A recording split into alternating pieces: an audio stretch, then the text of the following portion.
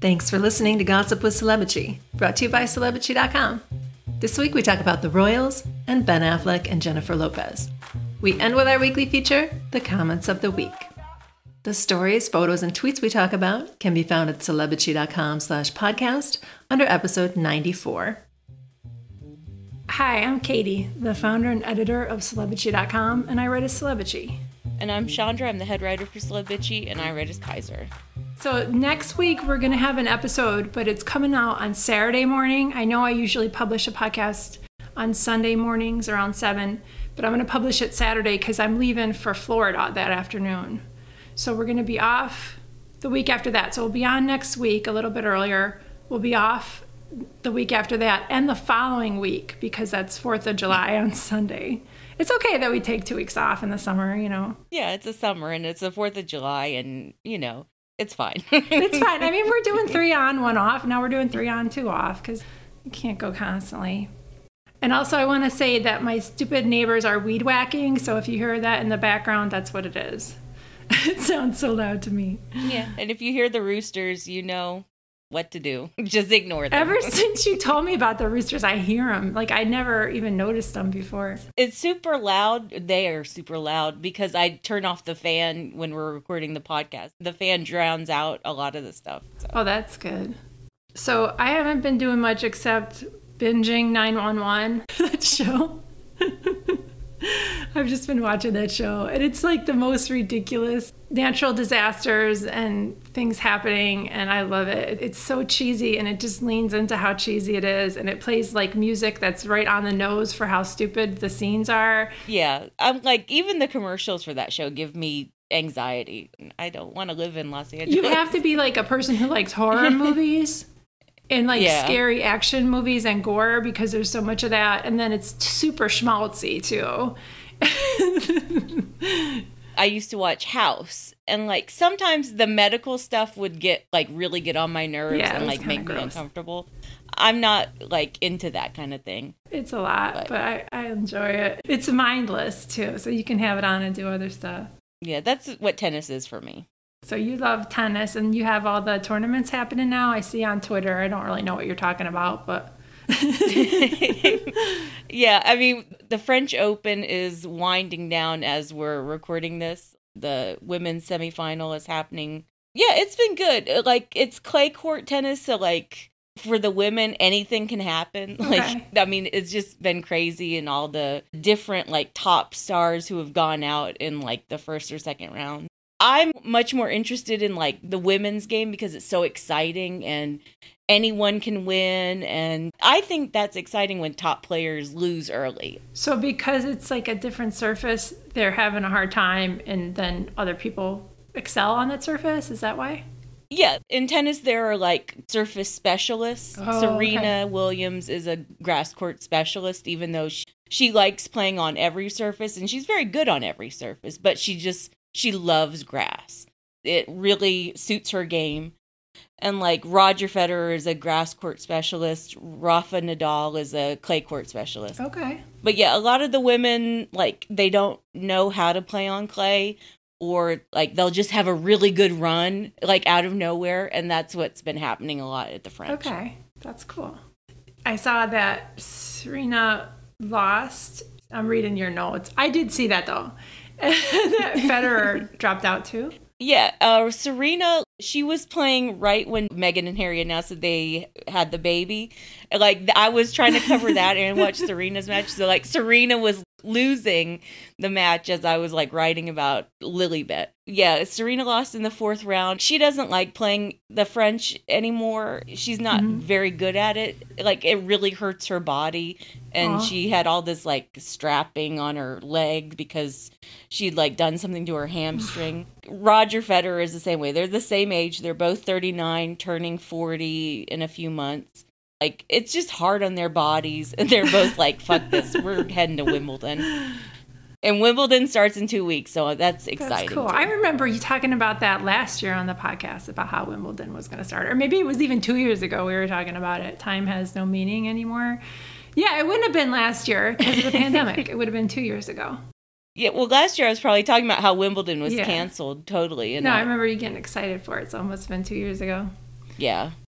That was exciting, even though Serena lost in the final 2 years ago. That sucked. She starts to choke in finals now, and she never used to be like that. It bothers me that she can't get past that mental hurdle. Sorry. That's okay. It's your thing, is tennis. I don't get it, but it's cool. Yeah. And I mean, Serena's going to keep playing, and like, she's one of the biggest stars in the world, and she's just going to keep playing until she wins something. Yeah, she wins Wimbledon again, or she wins the US Open again. She will win again, I think, like, because of how superb she is. Tiger won again. Yeah, that's true. And I think Tiger really inspired Serena and Roger and Rafa too, especially. They're all good friends, and I like that, you know, kind of cross-sport friends. All right, we got to talk about the royals because Meghan had her baby. That's crazy. Yeah. Last week we were just talking about that, and she announced on Sunday. So she technically announced after we released the podcast, which is good. They named their daughter Lilibet Diana Mountbatten-Windsor, and she was born on Friday, June 4th at 11:40, and she weighed 7 pounds 11 ounces. Angelina Jolie's birthday. Oh, okay. Little Gemini queens. Geminis. And the Sussexes statement confirmed how they got the name. They wrote, Lili is named after her great-grandmother, Her Majesty the Queen, whose family nickname is Lilibet.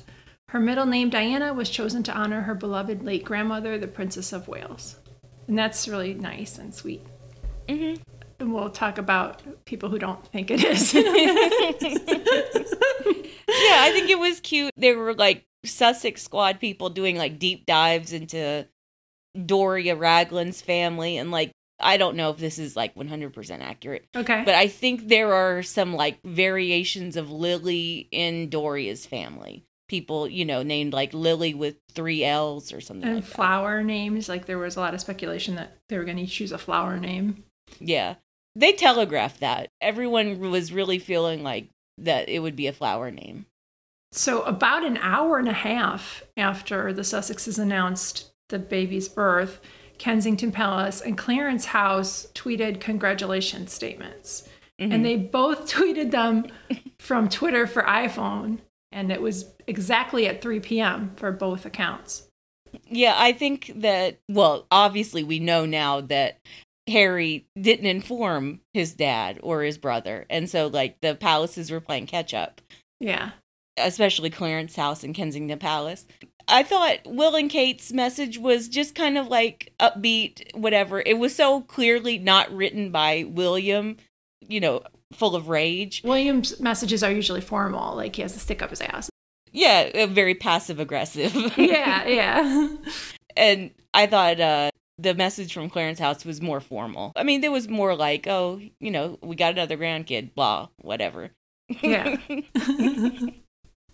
And so then there was a ton of controversy over whether the Queen learned about the baby's birth ahead of the press and whether she was asked whether Harry and Meghan could use her childhood nickname for the baby.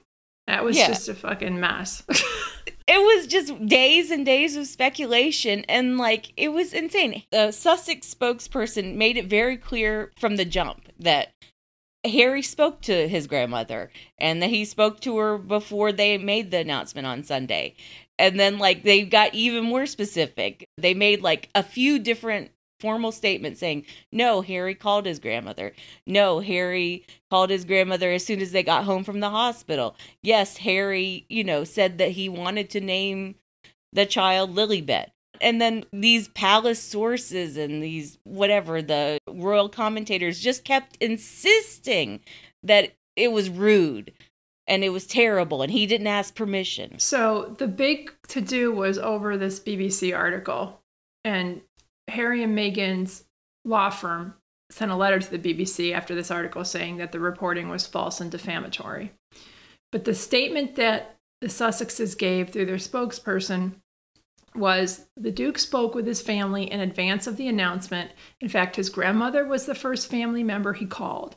During that conversation, he shared their hope of naming their daughter Lilibet in her honor. Had she not been supportive, they would not have used the name. Okay, that's pretty clear.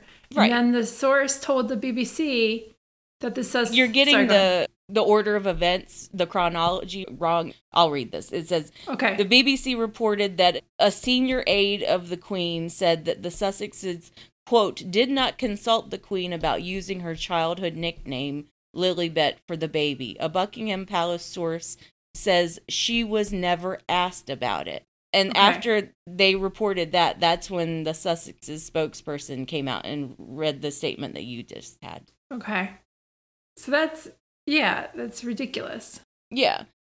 It's a very specific claim that both parties are making. And the fact that an unnamed source is like just flat out insisting to the BBC that, no, the Queen was never asked about it. Harry's like, no, really, we told our grandmother, this is what we want to name the baby. And she was fine with it. She was cool. And there were so many articles about it. I'm not going to recap, but I'll link some of them in this post and you can see them on our site. It just became this massive thing. Mm-hmm. And it's a baby's name. Who cares? And they're not even going to call her Lilibet. Like, that's just going to be her legal name. They're going to call her Lili. It's a cute little name. And They were trying to be sweet. And if they had called her Elizabeth, the shit that the people would have thrown, the royal reporters and the royal courtiers or whatever, would have been huge if they would have called her Elizabeth. Right. So they were trying to be sweet and honor the Queen because they're obviously close to her. And that's still not good enough. And they're terrible people and they did it the wrong way and blah, blah, blah. So we talked on Zoom about this controversy over the baby's name. And here's a segment from that. It is genius. I mean, that's like a one-word name now. I mean, if you say Lilibet, everyone's going to know who you mean. It doesn't mean anybody else. It's this kid. It's like Madonna or Cher or something. So I have a question. So now Harry and Meghan are threatening to sue the BBC because they lied and said that the Queen didn't know. They didn't have permission. And they come out and say, yes, we did have permission. And now the aides are countering saying, no, absolutely not. That's not true, right? Why won't the Queen come out and say, I love her. I'm honored. I'm happy. Harry and I spoke. They have my blessing. Like just 2 sentences to clear it up. Why? She's never going to do that. So, but if it's not true, then why let the lies sit out there and Harry and Meghan have to go through this threat of a suit against the BBC? Because her aides are the ones who do all the communications.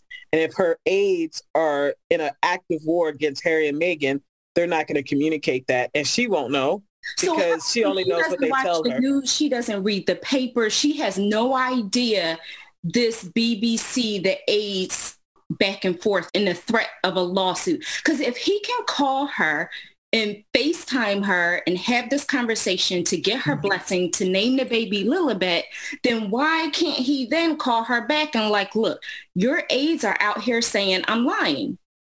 Can you put it out there that you actually agreed to this? My theory is that it's the same as it ever was. The Queen doesn't talk. It's the whole never explain, never complain thing. And the aides run any kind of PR that they have, and they're going to do things the way that they want to do them. And because she's so insulated, she doesn't even know. I mean, she doesn't really watch the news. Like, how would she know unless someone tells her? I honestly don't think she's innocent. I think she knows it exists. But I also agree with you on the aides run stuff. She's not going to type the message herself. She's not going to go before the news herself. Someone has to arrange it, right? And it's the very people who are saying these things who have to arrange it. They're not going to let her.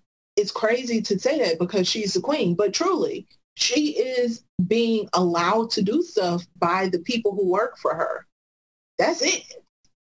So, yeah, there's this question of what the Queen knew.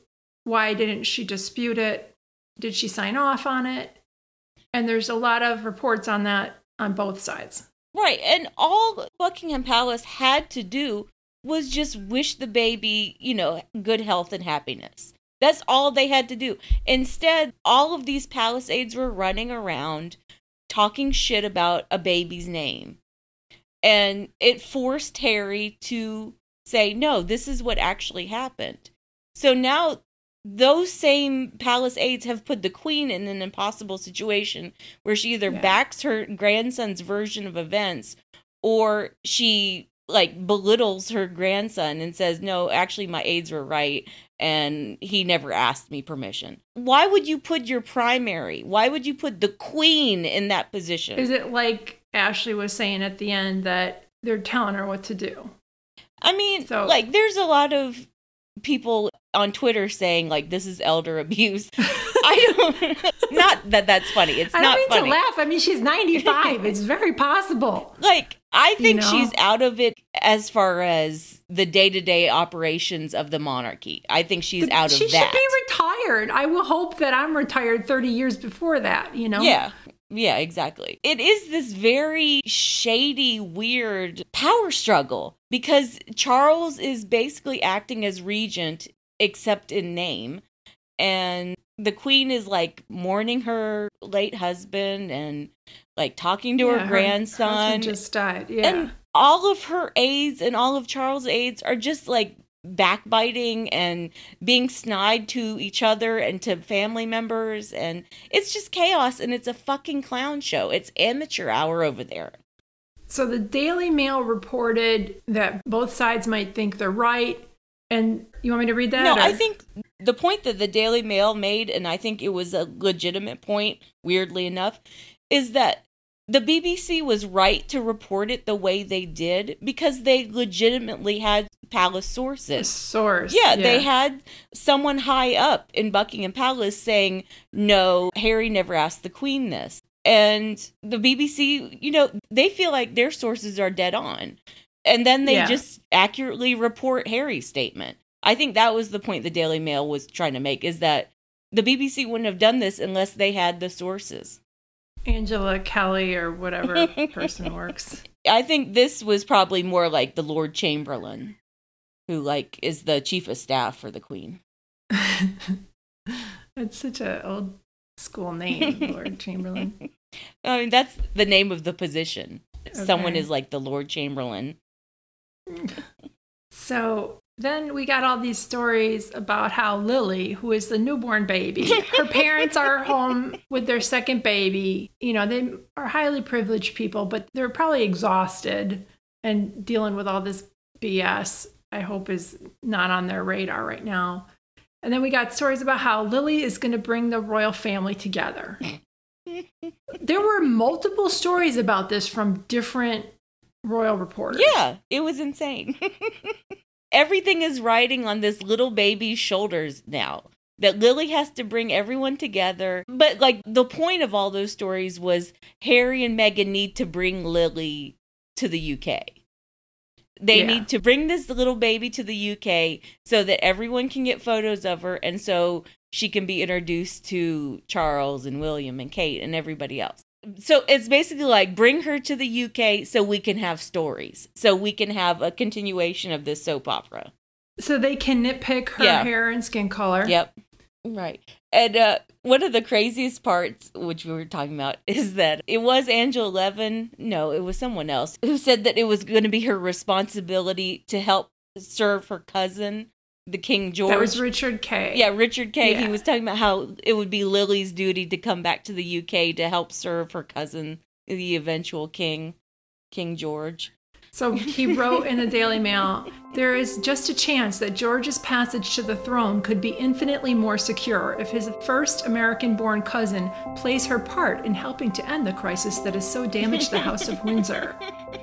Okay, that's a mouthful, but it just means that this baby who can't even walk or talk yet has to go back so that what is George, the third in line for the throne now, will be able to be king. Like, give me a fucking break. What are you even talking about?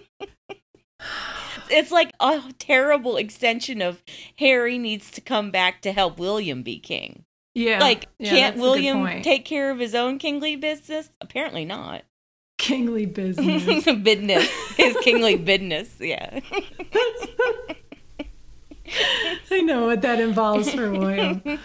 It involves rose bushes and lots of them. His royal scepter, like he used to write all the time. He used to write about that all the time. He stopped doing that. Because I don't want to think about his royal scepter anymore. Yes, you do. You write engorged and throbbing in like every article.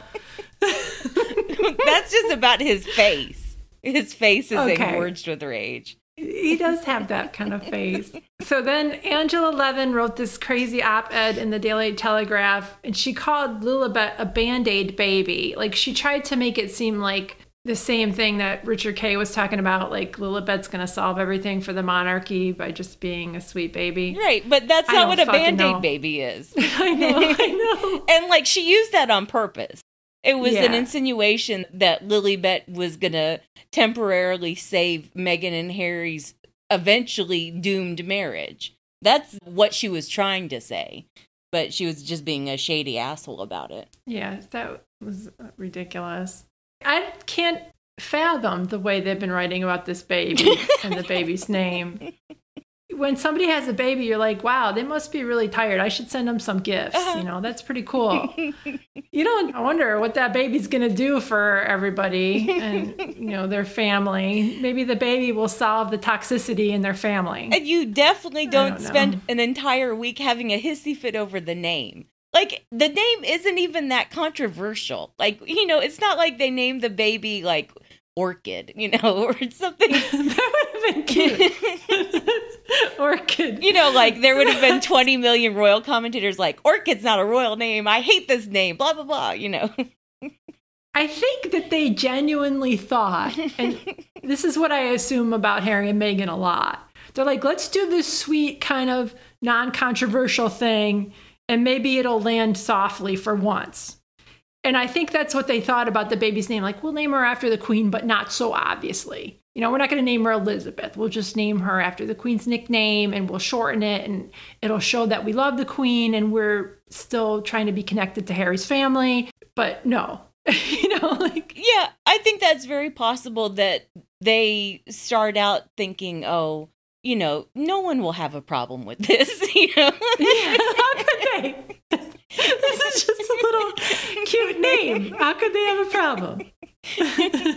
But like, that is the weird thing about royal coverage these days, is because even I can't really predict what part of whatever Meghan and Harry are doing is going to blow up into this huge controversy. I had no idea that we would spend this entire week talking about whether or not the Queen was informed about Lilibet's name. Or whether she said, it's fine, honey, whatever they call each other. Yeah.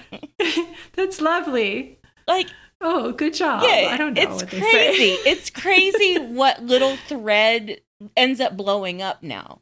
Yeah, that's a good point. Well, you would know because you're writing this stuff. And I'm trying to look at it and unravel it. And it's frustrating because I'm like, whoa, how could they go so batshit over this in so many different ways?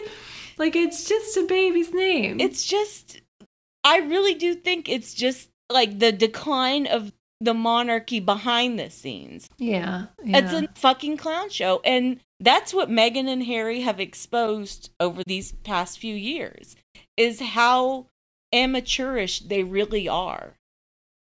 And the grace and planning and kind way they've done that has still been, I don't know how they could have been less offensive telling their own truth. Just by telling their truth, they're being ripped apart. Yeah, there have definitely been moments where I'm like, oh, I wish they had gone harder here. Yeah, I wish they had emphasized that point a little bit more. But it doesn't even matter how they said it or how softly they hoped this part would land.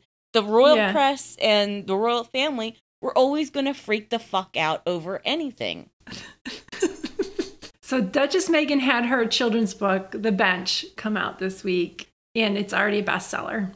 And it's just a sweet kid's book focusing on fathers with different lovely illustrations. I have to Google who illustrated it. Christian Robinson? Something like that. Yeah, you're right. And it's really diverse, and it's cute. It's lovely. So I got to see the book and read it over Zoom because April, who goes to our Zooms, she got it. And I was like, will you read it to us? And it's really sweet. It's not that sugary, actually. It's touching and nice. And I've read cheesier children's books that are annoying to read over and over again. But this is the kind of book I think that if your kid likes it and you have to read it every night for a couple months, you'd be okay with it. Yeah. You know, it's just a sweet little book. And plus, I think that the illustrations are really pretty. Everything that I've seen from the illustrations, I feel like that's very soothing for kids. And they'll like to look at those photos over and over again. It reminds me of the illustrations in the books in the 1970s and 80s that we read. You know, how simple and sweet it is. And it was a good book. Cute. You know, it's just a kid's book. Yeah. And so for the British press, the same outlets that nitpick Meghan over everything had negative things to say about it as well. Because, of course, they did. Apparently, they found the one bookstore where the book had been placed in a bargain bin. And so they were, like, crowing about that for hours and hours the day the book came out. There are just tons of bad reviews. Like, it's not even worth repeating. Like, they were just gleeful. Meghan had just given birth, and they were just gleeful about ripping this book to shreds. And how cool is it that she released the book the same week she gave birth? I'm sure she planned flex. That. Yeah, it is. She's awesome. No, I think she planned putting it out right before Father's Day. I think that was the plan. Oh, that's true. That's true, too. It just was serendipitous then, the timing. I mean, honestly, knowing how much of a planner Meghan is, I'm surprised she didn't do like some sort of like print interview, maybe like in the New York Times or something, to come out on the day that the book was released. But maybe she was just like, I'm not going to do any interviews because, you know, they'll just ask me about the pregnancy, blah, blah, blah. And also, no matter what she says, they're going to pick it apart. And I think she's just like, I'm done for a little bit. Yeah. Plus, what else is there really to say about a kid's book? Just like, oh, yeah, here's my kid's book. It's cute.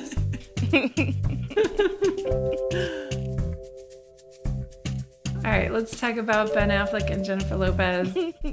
So they're still together. We first heard about them in very early May. And so it's been like almost 6 weeks, not even.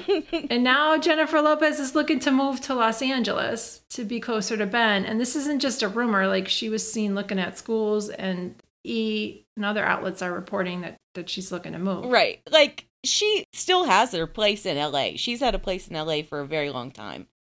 But she moved to Miami for like 4 years or something like that when she was with Alex Rodriguez, because he was Miami based. So all of a sudden she was Miami based as well. And she like rented this really nice waterfront property. And so she's giving up that rental in Miami. And weirdly, Marc Anthony has just sold his Miami place too. And now she's going to move full time to LA. And yeah, it is for Ben. But like, the weird thing is that she's all of a sudden going to like pick up her kids and like move them into LA schools. Yeah. That's weird to me. That's questionable to me. And I wanted to play this segment from Zoom because we talked about that on Zoom. And this is Zakiya, Amira, and Courtney. J.Lo, that she was in LA looking at schools. I would be really surprised if Marc Anthony, well, I don't know what their custody agreement, but let her move her kids across the country. If they come to an arrangement of half and half, because I'm sure they have joint custody, so they're rich, the kids can fly back. So if she could probably go wherever she wants to go, as long as the kids are back with him when he has them. I feel like the kids would be pissed off, though. Like, kids don't like changing schools unless the kids actually want to. So unless her kids are like, no, we'd love to change schools, you know, we'd love to go to LA, unless one of her kids like wants to break into the business or something like that. And they're like, oh, if we live in LA, we can start doing like Disney Channel shooting or something.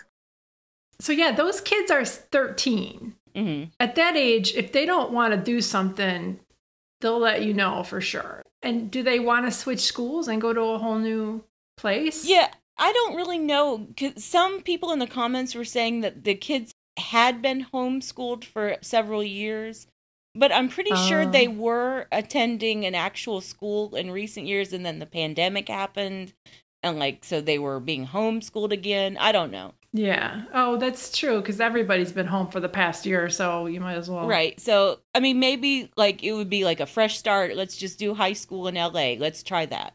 Oh, yeah, it's going to be high school. Who knows what Marc Anthony is even up to these days. I mean, Marc Anthony's another one who has like properties all over everywhere.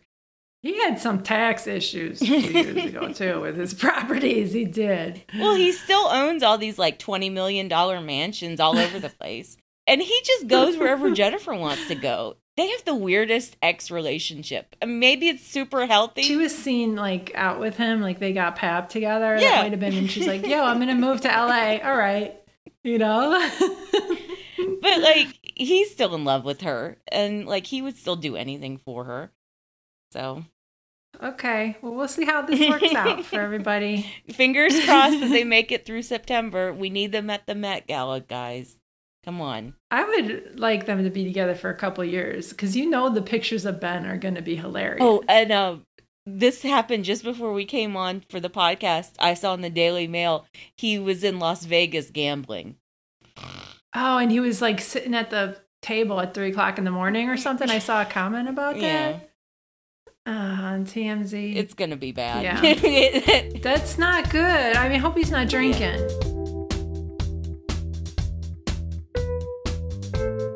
All right, let's move on to the comments of the week. So my comment of the week is on the post about Sophie and Edward being shady about Oprah. Mm-hmm. Like they did this interview with the Telegraph, and you were saying they did that because they're trying to like prop them up as royals now. Like they had a technical reason. They were trying to highlight Edward doing some work for an old patronage of the Duke of Edinburgh. But like the bulk of the interview was just them like trying to grasp any sort of relevancy and like talk shit about other royals and like be really shady about Harry and Meghan. So they acted like they didn't know about the interview. Mm-hmm. And then Sophie was talking about, I guess somebody at the wedding, the Archbishop of Canterbury, talked to Oprah and like didn't know who Oprah was when he was talking to her. Sophie said, you know, if you're not into chat shows, there's no reason why you should know who she is. Certainly not in this country anyway. Mm-hmm. It's Oprah. Everybody fucking knows Oprah. Like, you can't be like, we're British, we don't know Oprah. Like, everybody knows Oprah. Come on. She's not like a talk show host. She's Oprah. Yeah. She's won Oscars and Grammys and, you know, Emmys and everything else she's won. She's won Presidential Medal of Freedom. Yeah. And Sophie went to Oprah's girls' school in South Africa. And there's pictures of that. And you know that they were feeling the heat from that because after she gave that statement, they took down all the pictures on social media of Sophie at Oprah's girls' school. Mm-hmm. Come on. All right. So my comment of the week is from Inge. And they commented, people saying that the comments were taken out of context were proven wrong when the royals started to remove the pictures. So pathetic. Also, your niece-in-law talks about having suicidal thoughts and you laugh. Not 1 ounce of empathy shown by the BRF since the interview. It's deny and delete. No compassion whatsoever. Yeah. That interview was entirely awkward and they were being really obvious about who they were playing to. And they were playing to the anti-Sussex, whatever. I was going to say anti-Oprah, anti-black person, really. Anti-diversity people. The racist fucks. And you covered an interview that Edward did with the American press where he was nicer, quote, about it, but kind of dismissed what Harry and Meghan went through, saying, oh, we've all gone through that. Yeah, and, oh, they'll be fine. We wish them well, and we love Americans. The point I made is, of course, he wouldn't say Oprah who to CNN. He knows that he would be called out on that bullshit. Yeah. All right. My comment of the week is this was another story that we didn't talk about this week in the podcast, but I think it's going to be a bigger story in the weeks to come, which is that there's a plan afoot to send William and Kate. It is. It's afoot. William and Kate send them to Scotland half the time or whatever, that they would either be stuck in Balmoral or the Holyrood House Palace. It's just an effort to make them sound like, oh, they're diplomats and they're going to save the Union. The thing is that I don't really think that it was William and Kate's idea to like spend more time in Scotland. I think Charles wants to send them there. Okay. And so Gobo wrote, who's being threatened with exile now? Balmoral is way the hell out in the middle of nowhere. It's true. If Charles like sends them to Balmoral for like 6 months every year, that is an exile. I think they'll go for a few weeks, maybe. I don't know. like months, but that would be pretty cool.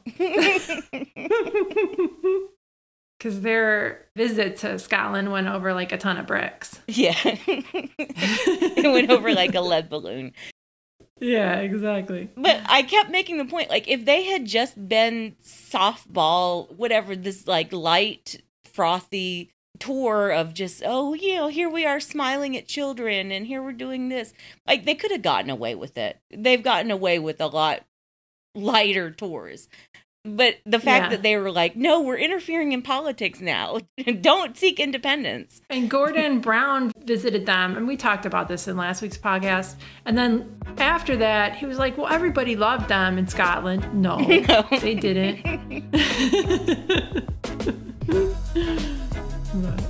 Thanks for listening, bitches. Thanks, bitches. Thank you for listening to the Celebrity Podcast. Please rate, review, and subscribe wherever you listen. If you like us, please turn off your ad blocker when you visit our site. You can text us or leave a voicemail at 434-218-3219. Our music is from AA Alto, Maiden, and via Premium Beat and Sound of Picture. Thanks again.